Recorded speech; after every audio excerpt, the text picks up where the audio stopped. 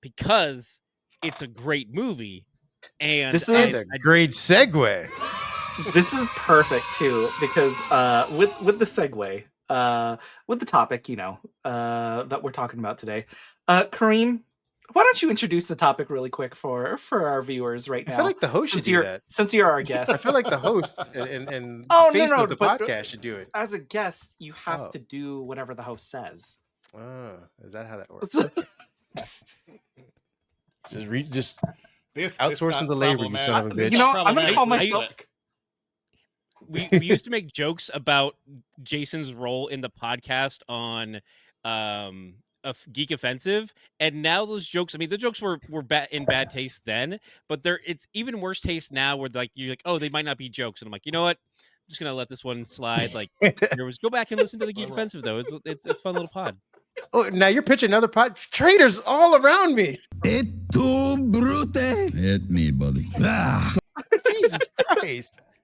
All right. Like, we're really deep in the Ides of November right now. What we've gathered here to talk about today is what happened to the martial arts movie genre. And I said that because it does feel like an obituary. So, yeah, our topic is just, we brought Jason on because he's Asian and we want him to speak to this because we're racist. But no, JPG, honestly, could you please, that was... No, we actually brought him on because we were catching bullets with his teeth. Catches bullets with his teeth. Nigga, please. We're all fans of, I think, the martial arts genre.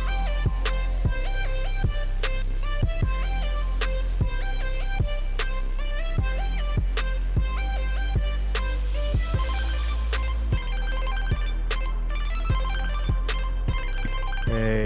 We're recording, and then we can go ahead. Fighting's cool. Tell the internet why Microsoft's bad. Welcome to the Tangential Giants podcast. No! You did it again. I'm JPG, your humble and just so modest host. Thief of a goddamn host is what you right are. Now, so magnanimous. With me as always, just like I am the itty bitty giant, and with me as always, he's the Danny Ocean of this group. Always scheming. Giant. Pat, would you like to introduce yourself? No, because Kareem's going to attack me. I'm Patrick Kellenberger. I am the ginger giant because I'm red. I'm also the tallest of the tall. So you're the Matt Damon of this Ocean's 11? Is that Patrick Kellenberger? Patrick Kellenberger. Matt Damon. And very familiar with this sound. Ooh, our half pint hoppa, Ken Rollo. That was I opened a Coke. Okay. Yeah, that was a great notion. Our editor can edit and post. Yeah. We'll just put that. We'll put in. There we go. Yeah. There we go. Right. Put that ad in. Speaking of a great notion. Yeah. I like you said. Speaking of, when we were literally just talking, it's not even a segue. We were just talking about the thing. Speaking of the thing we're talking about, the editor would fix it in post. All right, sorry. I just so someone would be like, I mean, hey, whoever Jason's editor is. Yeah. He has the best editors. The best. The worst. Ken, you still got to introduce yourself. I am the half pint hoppa, Hoppa Energy, and the token Asian now? I don't know. I didn't plan for this. Well, there's two of you. Are you used to saying that on other shows? No, even though I'm the host of the Tangential Giants podcast. The funny thing is, he called you the Danny Ocean, and I'm like, did he expect you to take that as a like a negative? Because it's like that's like a badge of honor. He's like the main I am the Danny Ocean. Oh yeah. No, I'm saying why is he? That is the point of what I said. Is that he stole my podcast.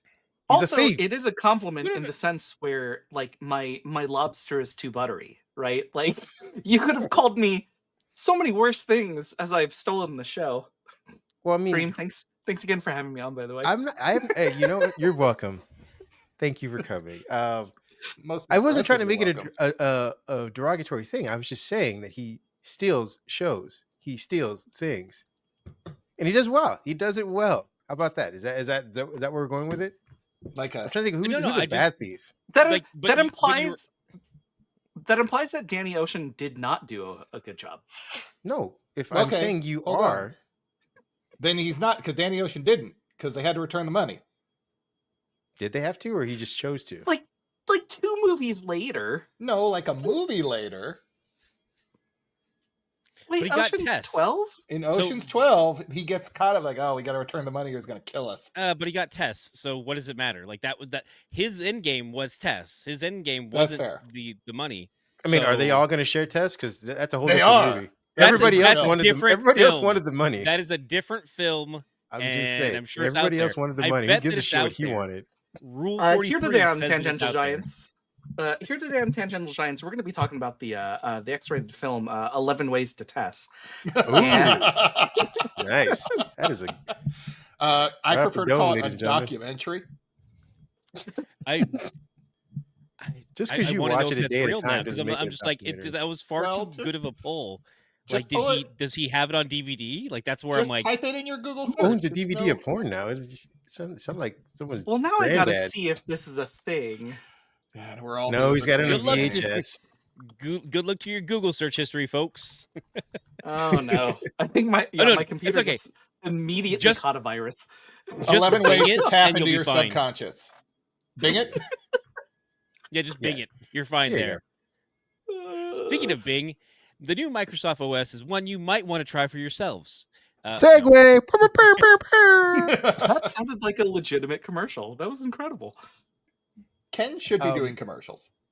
We were talking just off mic, literally 30 seconds before we came on mic, about Jason's decision to potentially JPG. part ways with the Xbox and Microsoft as a business.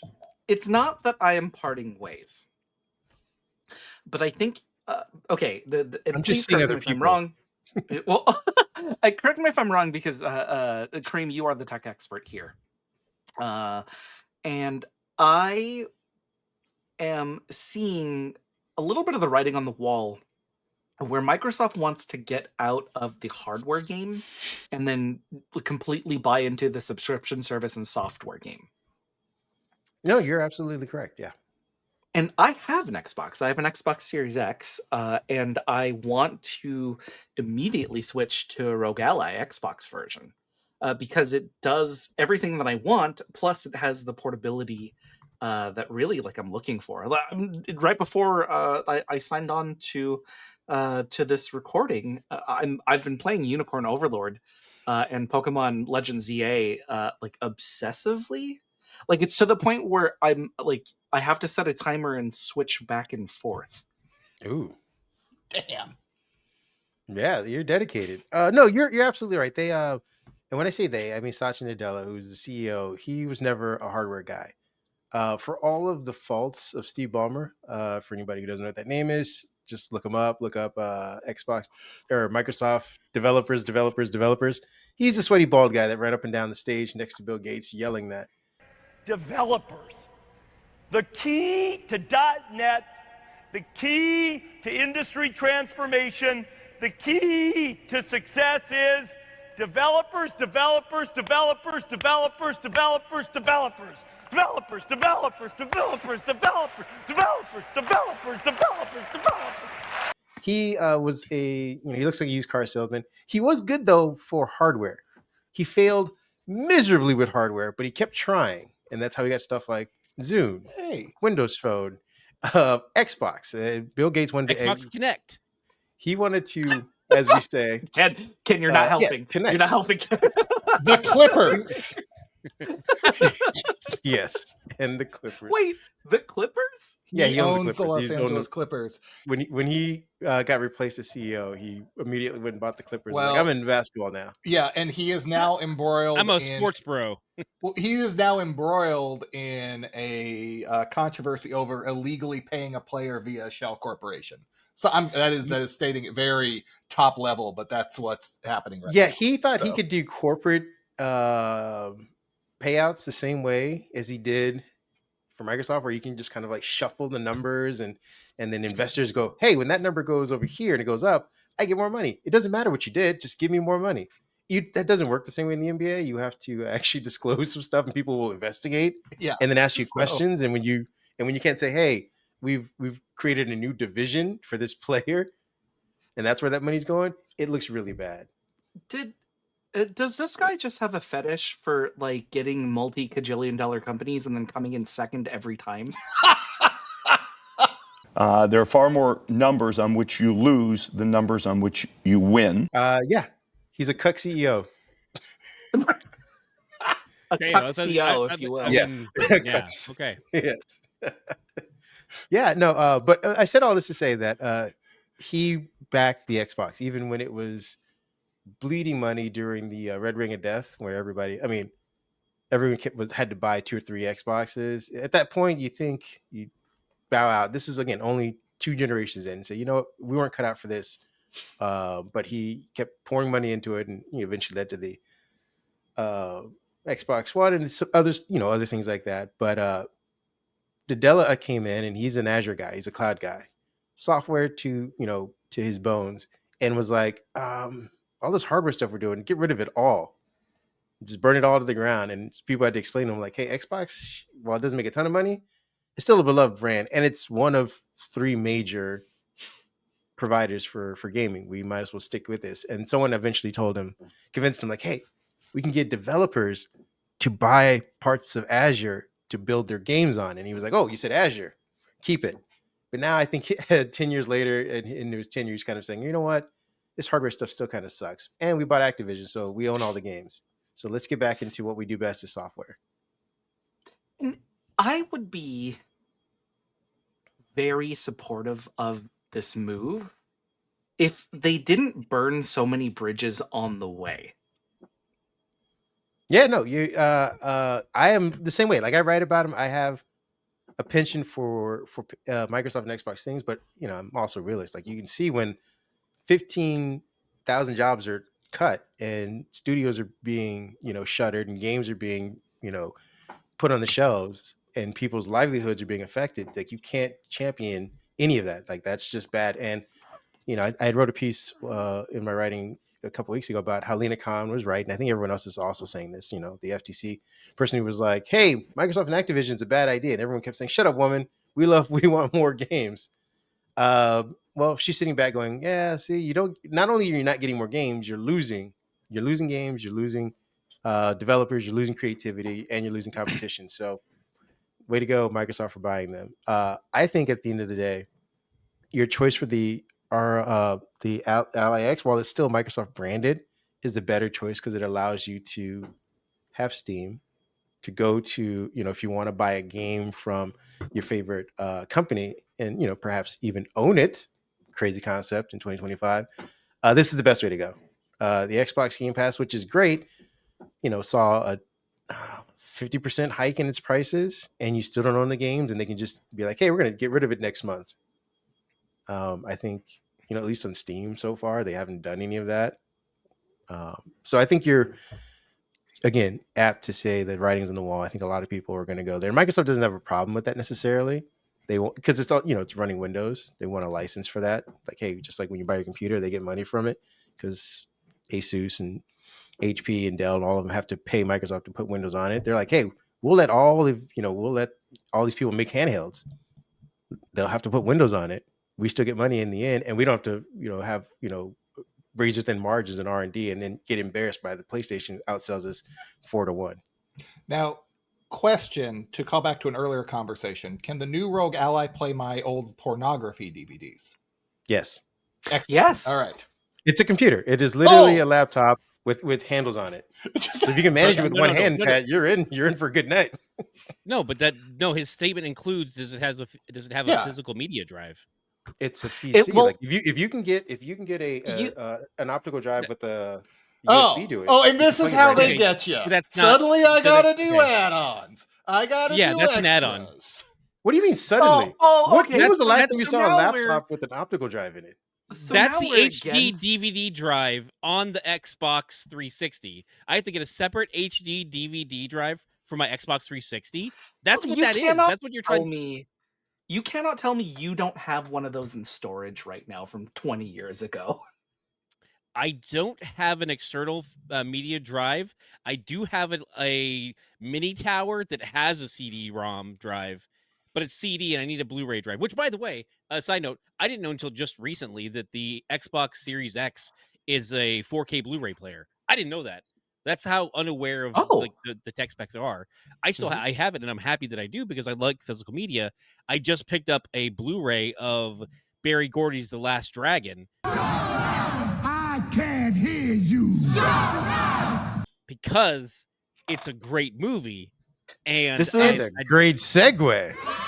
this is perfect too because with the segue with the topic that we're talking about today, Kareem, why don't you introduce the topic really quick for our viewers right I now? feel like the host should Since do you're that. since you're our I guest, feel like the host and Oh, face no, of the but podcast should do it. as a guest, you have Oh. to do whatever the host says. Is that how that works? So- Okay. Just This Outsourcing not the labor, you problematic. son of a This bitch. You know, I'm gonna problematic call really myself- quick. we used to make jokes about Jason's role in the podcast on Geek Offensive, and now those jokes, I mean, the jokes were in bad taste then, but it's even worse taste now where like you're like, oh, they might not be jokes, and I'm like, you know what, I'm just gonna let this one slide. Like, go back and listen to the Geek Offensive though. It's a fun little pod. Oh, now you're pitching another pod. Traitors all around me. Et tu, brute? Hit me, buddy. Jesus Christ. All right. Like, we're really deep in like the Ides of November right now. You know? What we've gathered here to talk about today is what Oh. happened in the martial arts movie genre.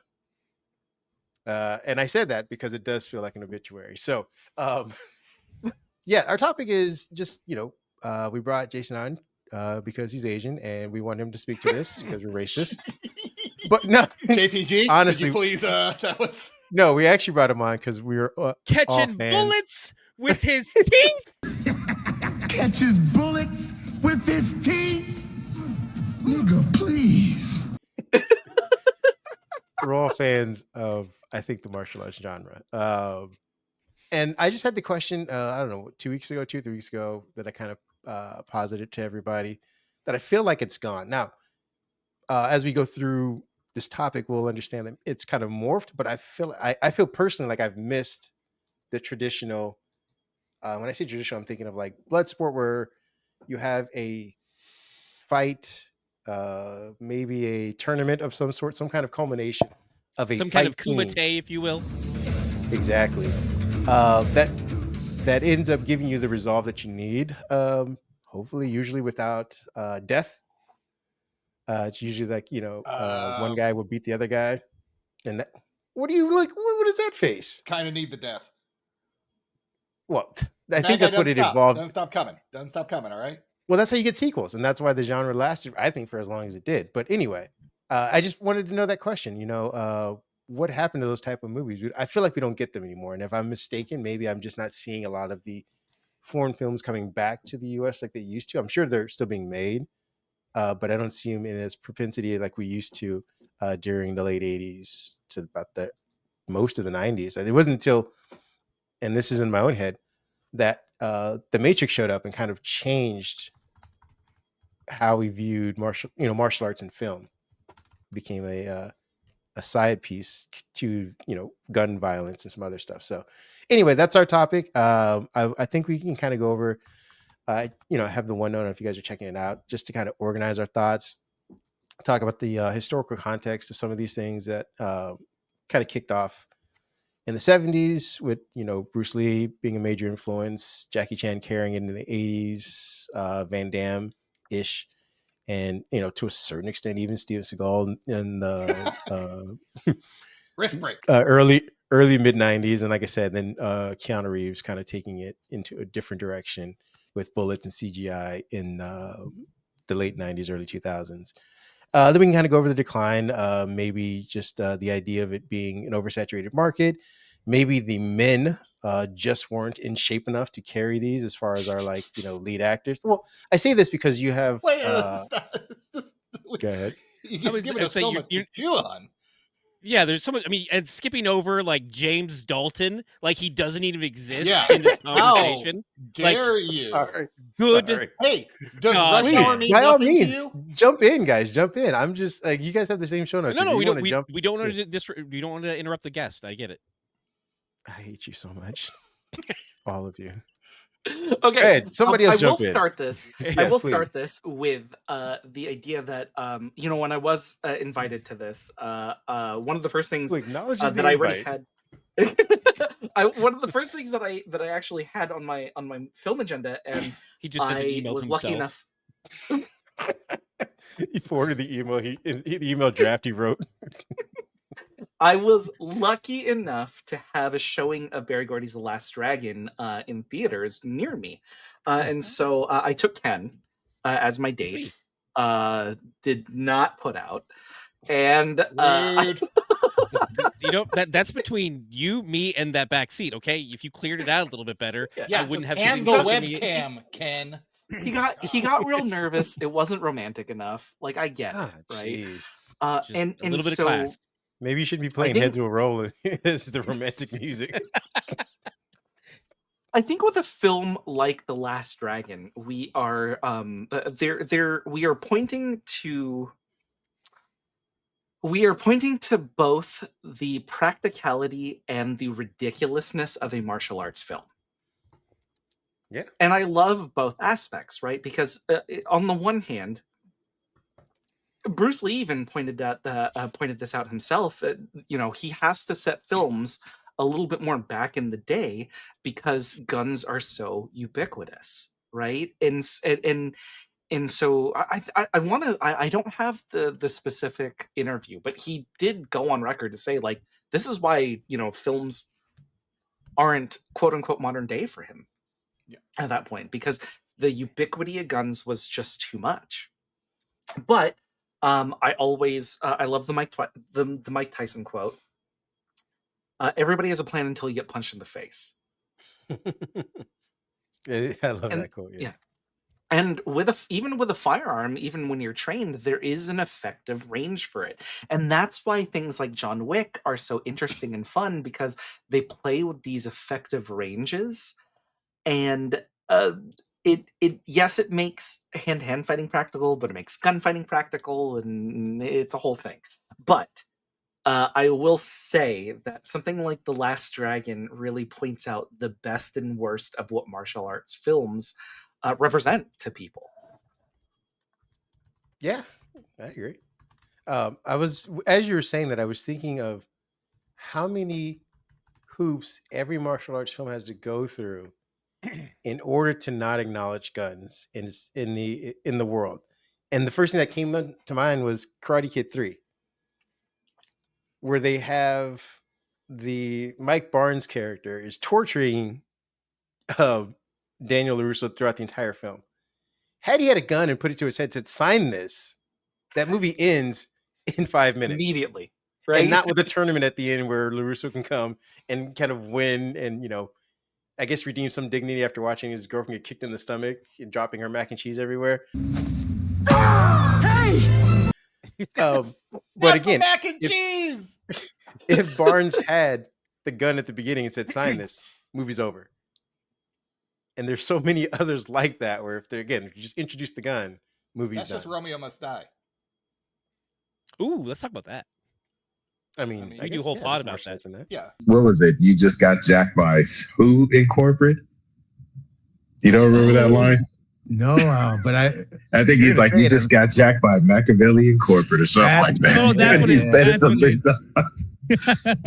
He's like, "Oh, Day Industries, you just got beat by Machiavellian Enterprises." And he's like, I'm like, wait, was his name Machiavellian this entire time? wish it was. Like this, his name is Judas Machiavellian. I don't know if I trust that guy. Wow. But I mean, I think that's We part could of do a whole the. pod about that.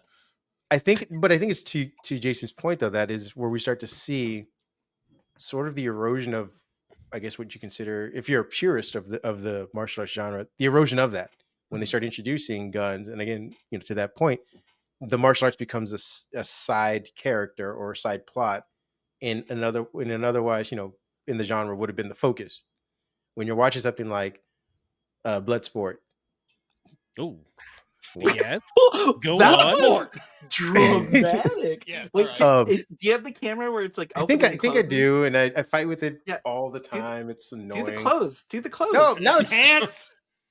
back away. Enhance. Anyway, it'll zoom back out whenever it chooses to. Nevertheless, Bloodsport, the fighting is the point. It is the focus, not like this camera. No, but that's. I guess the Well, question. okay. Oh, sorry. Go ahead. Oh, go for it. Go for it. I was gonna say, because to me, martial arts movie is a little bit wider definition, not just Bruce Lee fight. Like, you can have guns in a martial arts film. It just has to be martial arts is the forefront in my mind. So, like, I believe there are guns in Roadhouse. Yes, there are guns in Roadhouse. I still consider it a martial arts film, given what given Are there Patrick guns in Swayze's. Roadhouse? Yes. There are multiple guns in Yeah, Roadhouse. they're Okay. shooting stuff all the time. I know.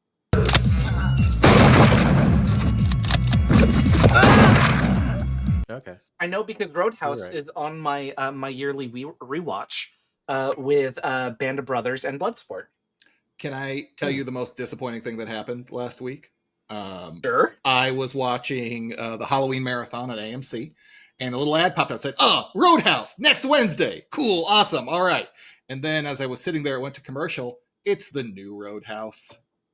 Oh. Yeah, Hmm. it was sad. It was Oh. I mean, it had the spirit of the movie. Shut up. No, it Stop did you right not. there. No. And I will fight you for this. I will. Okay, I will fight explain to me tooth why and you nail felt about like this. it didn't. Because I said the spirit. I didn't say Because it was a good representation of it. I think it had the spirit of the first movie, though. the newest Roadhouse misunderstands what the original Roadhouse is going for. Because the Roadhouse is a quintessential 80s film in the sense where it represents everything both good and bad about the 80s. The unrepentant partying, the like the pseudo East Asian bullshit that that Dalton is constantly putting out there as well too. I mean, the guy is one of the greatest fighters in all of Bardom. But has an advanced degree in philosophy. Yeah. Right? This is all like this is like proto hard shell soft boy like bullshit. Like and I love it, right? And so but Dalton makes the point that killing is never okay, right? That a fight is a fight and that is it, and once it's out of your system, it's out of your system. You never revisit it. And there is you have the plot line, the previous plot line where he does kill somebody and it completely affects the trajectory of his life. And then you have to where almost at the end of the film he kills somebody and it tears him up, right?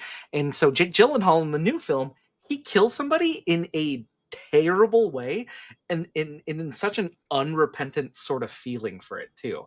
And we're constantly talking about how like great this Dalton is and he sucks. Like this Dalton sucks so bad.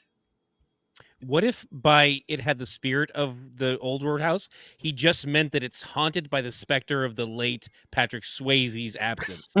Maybe that's what he meant by it had. And so the entire like the Holy Spirit, production was the entire production was haunted, and that's why it was so bad. And that's what he meant by it had the spirit. I thought it meant that it had the spirit of a white man having to save the day by coming into a different area and using his white man powers. A different area? I mean, it's Florida, so it's Florida's different. I mean, I get that, but it's also like it's like oh, this white man he's coming not into another place of white men being white. He's not fist fighting in Tibet. Neither was Dalton.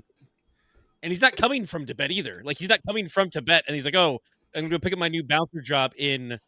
No, what I meant is that the absurdity of the fact that this movie also is focused around an area, which again, if you called the cops or involved guns, this is resolved pretty quickly. But they suspend disbelief about the police officers and all this other stuff to preserve the fact that this bar, this area, this one thing is the focus of the movie. And without it, nobody's lives will be the same. And that this is the only man who can preserve that entire thing through actions of his own. that's what I'm saying is as the essence of again the martial arts movie where you have the singular fighter, the singular character, holding the worlds of everybody around him together through fighting, through combat or whatnot. I can't speak too much because I didn't see the remake. But is he even doing that? Because I thought there was another character that essentially is his girlfriend / romantic interest that is more of a driving force in good, whereas the Jake Gyllenhaal Dalton is just kind of like there to be there, and she's the one with any kind of ethics. Again, didn't see the film, so I'm guessing or inserting my little understanding from the outside. So, because I don't, yeah. I think with the new film there is an attempt at ethics, and I think and I'm really glad that y'all use this word, right? Because I think there is an ethical standing in martial arts films, right? There's a clear good and a clear bad, and both of those options have the same potential, but maybe not the same power dynamics. We always start a martial arts film with the bad guy having more power, and with the good guy finding themselves building more and more of a repertoire, whether it be whether it be through skills or community in order to overcome an obstacle.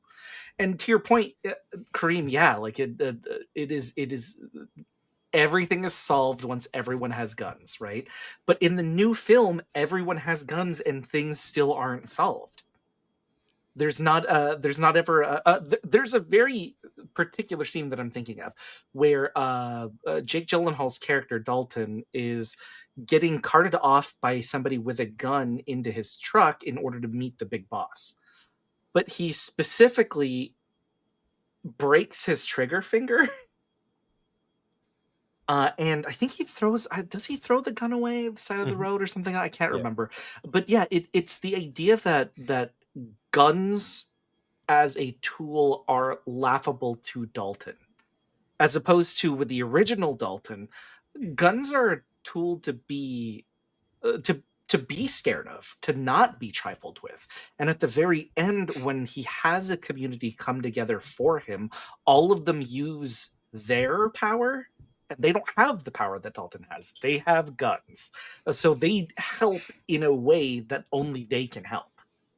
With Dalton bullets. specifically does not have guns. Yeah, with bullets, yeah. And it's just, that very famous scene at the end of the original Roadhouse where all of them just kind of line up and shoot this dude so many times, right? What? But that's all these older gentlemen can do. And that's okay because they are helping because they're coming together as a community. And the guy deserves about ethics. Hey man, okay. He owned the cops. What are you going to do? Is it ethically viable to kill one dude to save, we get into the whole absolutism argument or the pragmatism argument, right? Mm-hmm. And plus he was real mean to that 80s lady. He was. And the movie is kind of set up to show there's no other out. Like he evidently just this like city in Man of Steel is oh no. Oh no.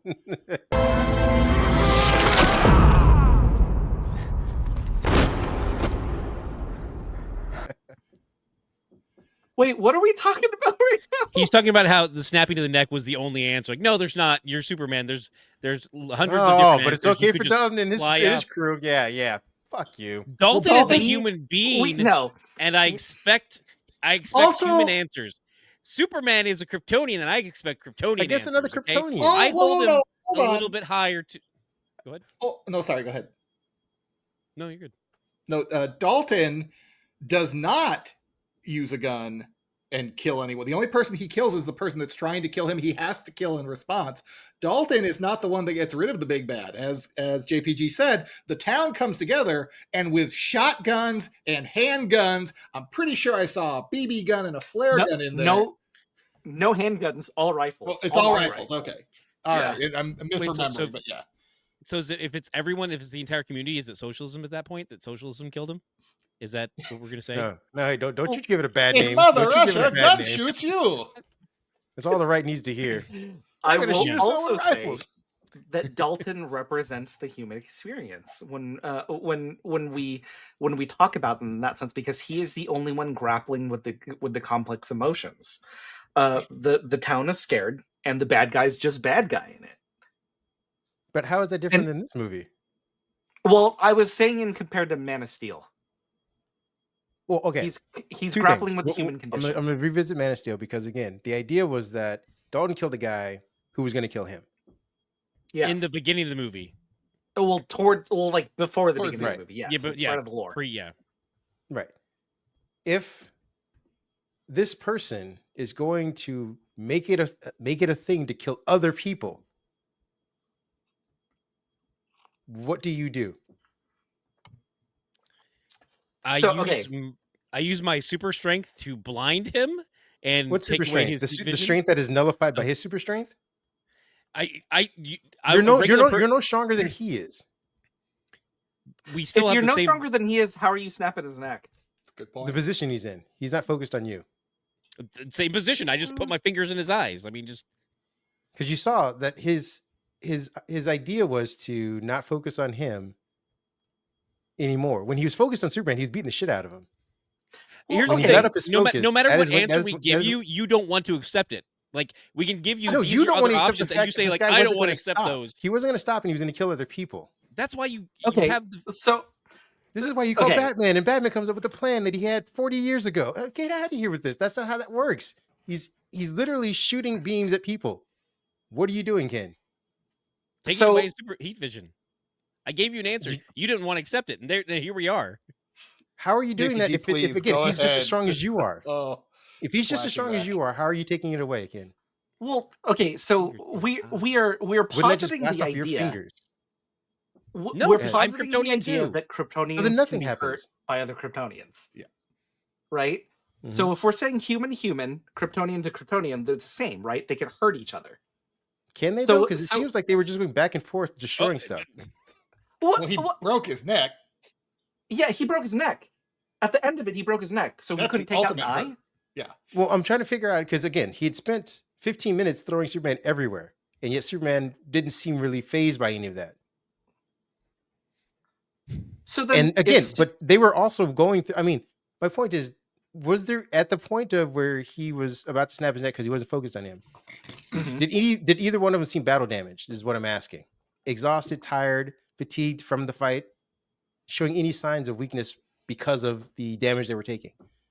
I didn't see that. Now, again, I could be wrong. Bad director. But it seems like that's not. Go ahead. You know, the director chose not to show any type of. I'm not saying he's a good director.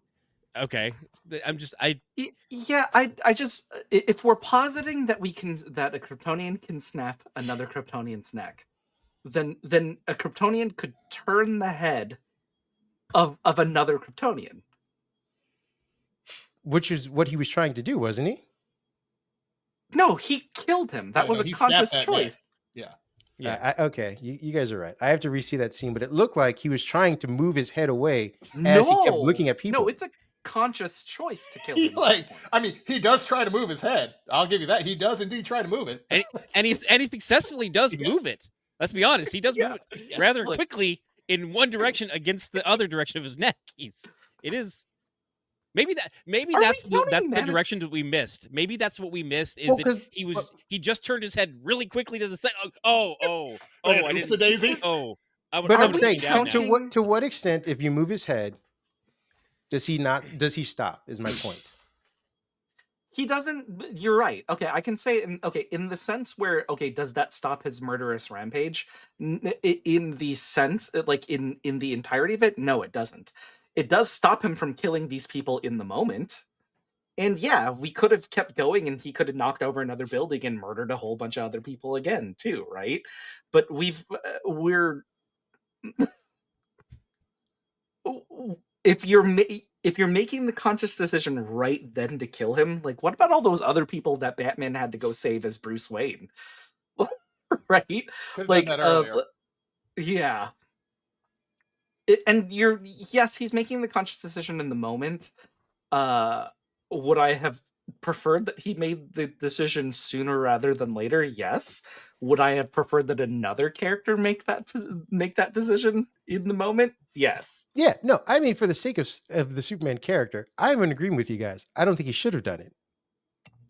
I'm just going with what the movie was showing, was positing, like this person, this entity is not going to stop. You can barely incapacitate it. Even if you turned his head away from that group of people who could have, I don't know, ran 30 yards, and when he turned and looked at him again, they were gone. Like the idea was that this guy has told you, I'm going to make it my mission to kill everything on this planet as long as I am alive. I think it comes down to this, though. Regardless of everything you're saying that's the position he was put in. The writers decided to put that story in place. They decided to make Superman kill him. It's not like, oh, it's he was stuck. He couldn't do anything else. Like, no, the writers chose to make a story where they wanted the end game to be Superman snaps this guy's neck. That was the choice by the writers and all the powers to be. So it all comes down to approving that script and saying, like, no, we don't want Superman to be a killer in this regard. So it falls back on all of that. Like, yes, in the moment that there, if you were saying that in that moment there was no other option, then write it better. Just in a martial arts film, right? Like we talk about the person as either an everyman or a very highly trained everyman. And I think why a lot of people feel so passionate about stuff like Man of Steel is because Superman is never written as the everyman; he's written as the better man. Mm-hmm. And so I think going back to the original idea of what we're talking about on the show as well, too, right? Like, do we consider Man of Steel as a martial arts film? Not in the slightest. And for several reasons. I mean, it did have fight scenes, but it wasn't central to Ken's point. I think the death was a central character in this thing. Like at the very end, Superman is willing to kill. That was the big shock and awe. Yeah. But it had nothing to do with the fighting and the to your point, the montage, the character growth. Like there wasn't any character growth in Superman at all. At least not. Okay, so let's take a harder example then. What about Batman Begins? Ooh. The first one, yes. What? Yeah, that is considered a martial arts film, but our brains don't switch over. Mm-hmm. Right? With the rules that we have been talking about it all. Ken, you're giving me a face like this is the first time am I blowing your mind right now?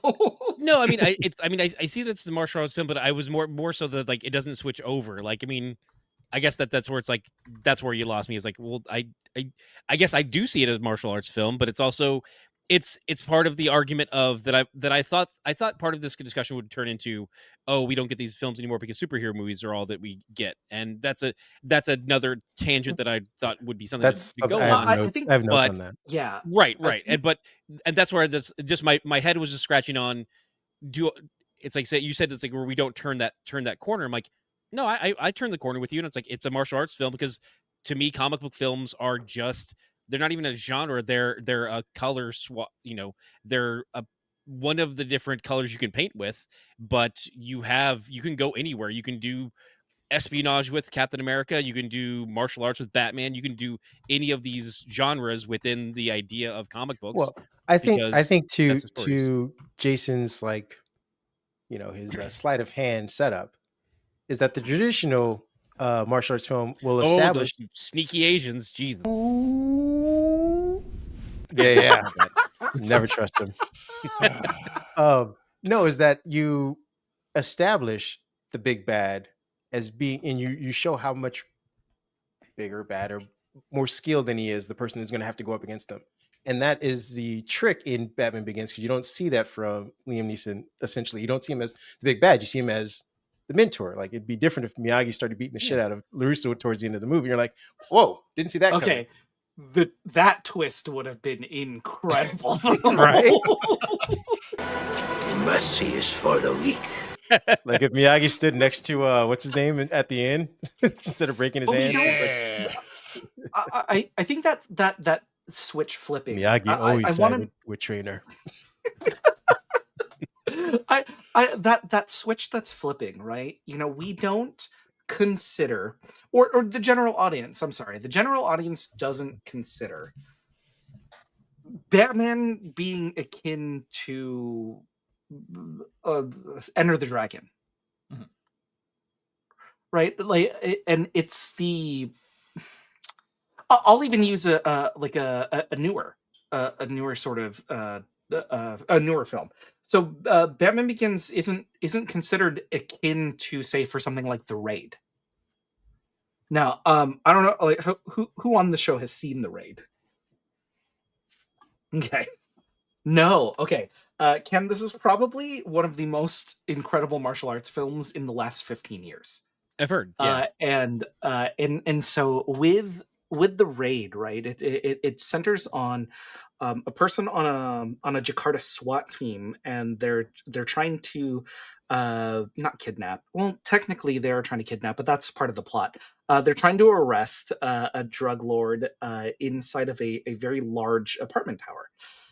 And I think so the most recent Judge Dredd, you know how that yes, yeah, they lock it down from the outside. Yeah. yeah. And so with Dread, or with that iteration of Dread, I very much loved and enjoyed it. But that futuristic sort of take that they put on Dread as opposed to the Raid.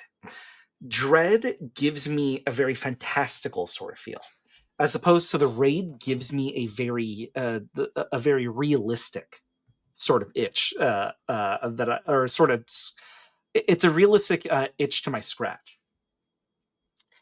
And but we don't consider that, right? The Raid is a martial arts film. Batman Begins is something else entirely, right? But it's like how people thought about comic books, where it is, oh, like, well, comic books are just for kids. Oh, well, martial arts films are just for these types of people. And so there is a hand waving and a dismissal of martial arts films that we don't really see with films like Batman Begins, because it is in the cultural zeitgeist. So, I mean, are you saying it's essentially? I mean, the part that I'm taking away from this too is also just the whitewashing of the Raid into Dread, and then we give him Well, guns because no, they're he's not. They're white. not. So They're not whitewashing. When I say dread, I meant the close quarter combat situation that they are put in. no, That's I understand that. I know that they're not 1-to-1, but I'm just saying like that they're like, oh well, like what if we did this with this movie and we gave you like a similar context, not the same parameters, because obviously like it's martial arts versus a lot of gunplay and there's some physical combat and whatnot, but it is still locked into a tower, making your way up to the top to get the end boss. Like it's, I mean, part of it is just like Streets of Rage, and you just play up to the top and you fight the boss, and but I'm just saying, like, there is a certain level of like, oh, I mean, in the history of martial arts films, like we did start to be like, oh, hey, we start to develop kung fu, and then we give it to David Carradine because we don't want to give it to Bruce Lee. And I mean, that's another aspect of us stepping away from martial arts film to make it more palatable to the general masses. Yeah, no, I think you're 100% like illustrating my point, right? Okay, I That don't know if that it's the the same martial lane or arts side one. no, the martial arts film, the martial arts film and understanding is looked down upon, but everything taken from the martial arts genre is added and remixed into all of these other very popular films, and that's what makes them popular. And we're picking from this carcass, and I hate using that word because I agree with Kareem in the sense where true martial arts films are kind of dead or dying. We're picking from this carcass and we're just taking the best bits and then recycling them. And so yeah, I think you're 100% like recycling, or not, excuse me, you're 100% like proving my point on that. And also not doing it as well. Like we're not even Yes, from because what I've seen in there's no time to focus, right? There's no time right. to focus on the technical. Yeah, okay. So my thing about martial arts films is that uh um it, it, what we are all subconsciously looking for in a good martial arts film is technicality. is how good are these fight scenes in portraying themselves in a way to be a damaging fight, as opposed to the Western style of cutting film is just. I mean that meme of like the Taken of Liam Neeson and Taken hopping over that gate. Have you Yeah. ever seen this before? Yeah. Yeah. I haven't, surprisingly enough. I think It's a there are guy- like it's just- 16 cuts in 4 seconds or something like Yeah, that. there's somebody on YouTube. I'll see if I can put it in the show notes or add a clip here somewhere that breaks down how movies like Taken or Cut, and they're just shredded to all. Are you Go ahead. Are you thinking of Every Frame a Painting, which I think I've mentioned on the pod It before? might be. They speak to like how Jackie Chan makes films in China versus here, and then how like just the cutting of it is so different, and they cut before the hit, and like they cut it better in there, whether you feel the hit 3 times to improve the hit, Yeah. and all of these things to. But it's also like I mean, this is also in another tangent that I had in my brain of to the speaking of like, oh, we want to see the technique. We want to see the technique, but we also don't want to, and I'm thinking more of American films. if we want to show the technique, we have to show great choreography where it's like, well, if we can cut the budget on just doing mediocre and do a better visual cut on it, and maybe that'll be palatable to audiences. And it's like they don't want to put the time and effort and things into the films to get to that better That's quality. part of it, but and I want to get Pat in here because he's been super quiet for a while. But remember when I was saying that the actors were out of shape in doing this?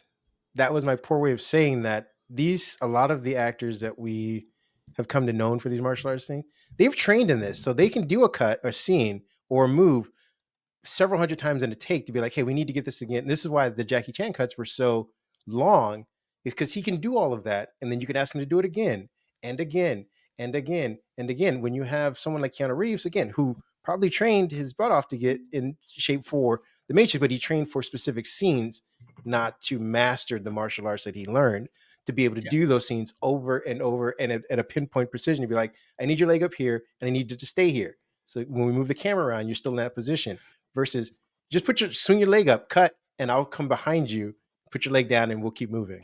I can't remember the name of the Jet Li movie that like a lot of the Matrix choreography is based off of, and they got that choreographer. No.